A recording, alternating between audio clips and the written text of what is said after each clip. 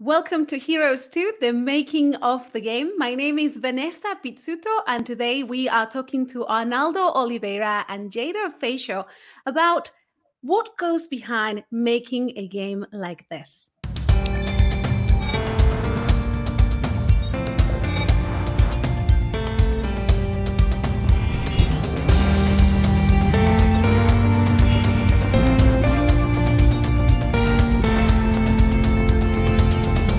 Welcome, Arnaldo and Jader. It's great to have you with us.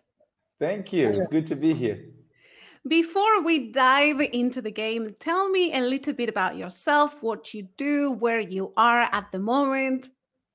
Well, I'm currently living in Brazil. I work as a project manager. For this project specifically, I supervise a little bit from afar. I was more directly involved with Heroes when it started about 10 years ago. But I help Jeff, who is the current project manager for Heroes, and I help some Nivis at the General Conference in a lot of other projects with the workflow, understanding what the project is, putting together teams so that we can deliver projects like this. What about you? I'm in London, although I'm Brazilian like Arnaldo. I've been living in London for the past 13 years.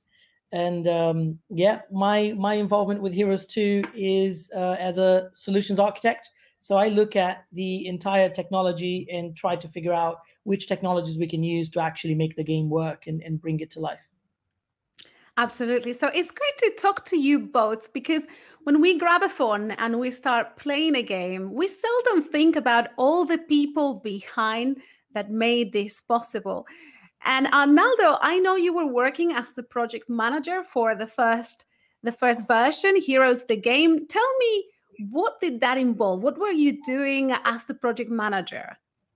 Well, at the end, I was supervising a team of about 180 volunteers, mainly with translation. We had to translate every question in the game. At the time, we had about, I believe there were like 3,000 questions in the game at that time. And we also have to translate the whole UI of the game. When you open up the game, each screens, they have instructions, they have tips on what you need to do throughout the game. All of that needs to be translated as well. And there's also descriptions that goes on the app store so people can read and understand a little bit more about the game before they download the game. And I also helps creating a lot of the initial questions. And as some like to put it, my job is telling people what to do when they should do it. So I make sure everything is running smoothly. If people have they're facing barriers, I try to understand what those are and to find a solution with them, and pretty much helping them move forward with the project.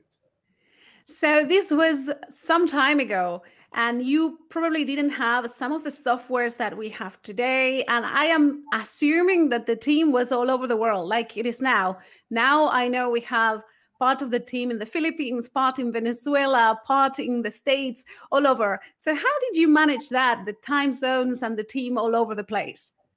Well, today it has become quite easy because we use an amazing project management platform called Monday.com, and with full of automations, and people can see exactly where everything is and what they need to do and when. But back then, we pretty much relied on Google Sheets and Excel spreadsheets, and there was a lot of manual transferring of information from one place to the other. And I had to keep control of how many questions had been translated in one language, because, for example, to release the game, you needed a minimum amount of questions. So in a Google Sheet, I would have, okay, how is German going? We have translated 100 questions for Abraham, but there are no questions translated for Daniel. So yeah, so there was a lot of transfer information between one sheet to the other. And it was a bit challenging, but we learned a lot. A lot of the knowledge we gained through this process, especially in creating and translating these questions, helped us a lot now working on Heroes 2. And I heard that both for the first version and the second version, you had a small budget compared to what most studios would have. So what were some of the strategies you put in place, Jader and also Arnaldo, to stretch that money and make the most out of it? Jay, do you want to talk a little bit about that? Sure. Yeah, I think from my perspective, it was obviously we were always thinking of ways to use technology to make things more cost effective, right? So we developed a tool internally called Heroes Maker, which allowed Arnaldo to control that flow a lot more easily. So now obviously he has things like Monday.com. He didn't have that for Heroes 1. So and we're still using that today. Even Heroes 2 is a tool that we continue to maintain, and we brought forward all the way to Heroes 2. So because I think if you have the right tools, when you have a very constrained budget, you don't want to waste any resources, right? Anything you have, you want to make sure that you get the most out of it. So we needed to make sure that the flow of the question translations and creation was happening in the most efficient possible way. So that software allowed us to coordinate all of that. I wonder, this is a side question. Oh, go ahead, Arnaldo. No, I was just going to say that because it was a large project, and as I mentioned earlier, we had about 180 people working in the project. And with a small budget, we ended up having a lot of volunteers, especially on the translation side. So we had to do a constant and big work in motivating the team and updating them what's going on, transferring the vision of the game to them, the objectives, the reason why we were creating this, why was this so important for the mission we were trying to accomplish. So yeah, there was a lot of motivating going on all the time to make sure people kept on working and helping us through the process. I can imagine. I mean, motivating a huge team of volunteers. And I wonder, because we're talking about volunteer work, we're talking about a small budget, and I am aware that you both grew up in a developing country, as I did. And I wonder if some of that early experiences, actually gave you tools and ideas for handling this now. What do you think? Oh, sure. Well, I could tell you many stories of growing up, how we had to sometimes choose between certain things to others. I'm not going to get into details here, but this gives you a bit of experience, teaches you how to deal with situations like this. So what should I do first? Is this really important to be doing now? What is the priority here? Okay, so this person is having trouble, but I don't have budget to invest in this now. So what do I do? So all of these questions, all of these decisions need to be made all the time when you have a small budget. So for sure, all the experiences in being brought up in a developing country helped us a lot through the process, gave us a better insight and helped us to make better decisions, so to keep on developing the game. If you had to choose, for both of you, you can think about this and tell me, both of you, if you had to choose the toughest part and the most rewarding part of the job, what would you choose? What would it be, the toughest part and the most amazing part of what you've done so far for Heroes? For me, the toughest part, apart from having to work with volunteers and motivate them all the time, was because at the time releasing a game like this was brand new. Nobody was doing it, and a lot of people didn't believe on the project. And we had people trying to demotivate us. We had people saying, "Okay, this is not going to work," and maybe you should do this in a completely different way. So that was tough because we knew what we wanted, we knew what the vision was, and seeing people around us that didn't really believe in the same things was very tough. And the most rewarding was when we finally released the game, and to see the 10 million plus minutes being played everywhere in the world, seeing the game being downloaded in countries which are very difficult to enter with the gospel, like Arabic-speaking countries and other countries around the world, which I'm not going to mention now. But it was very rewarding to see kids all over the world playing the game and talking about it. And we got to go to some events where we presented the games. And when we got there, people used to come to us saying how amazing the game was and how motivating it was to revive these stories through the game. So this was really nice to hear. For me, I think it's the most difficult part was the day before release. And the most rewarding part is the day after release, because the day before release, we, as techies, we're usually working late, making sure that the final details of the project are in place, and fixing the last minute bugs. And the day after is when we actually see people, using the game and having fun, and that's really rewarding. Like that process of really pouring everything you have into something, and then seeing it come to fruition the day after. So that's really rewarding. As Arnaldo said, it's fantastic to see that. 24 hours apart between the worst day and the best day.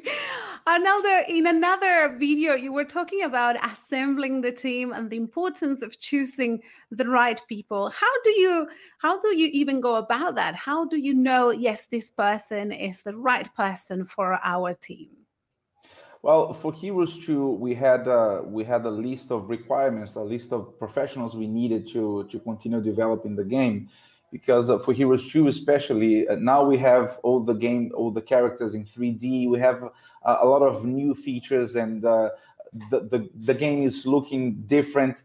So first of all, you start looking for, okay, these are the professionals we need. How do we find them? Then we had some campaigns, ad campaigns on Facebook to help us find these people. And I mentioned this in another video as well, but it was very disappointing very often that sometimes we would find these amazing professionals with experiences in very large corporations where they had built amazing games before, games that today you played on Xbox, on PlayStation. And sometimes when they heard that the game was about the Bible, they would jump out. They'd say, okay, I'm not interested. I don't want to hear about this. Yeah. And this was really hard. So our art director, when we started Heroes 2, for example, he had to interview about 70 people to choose one.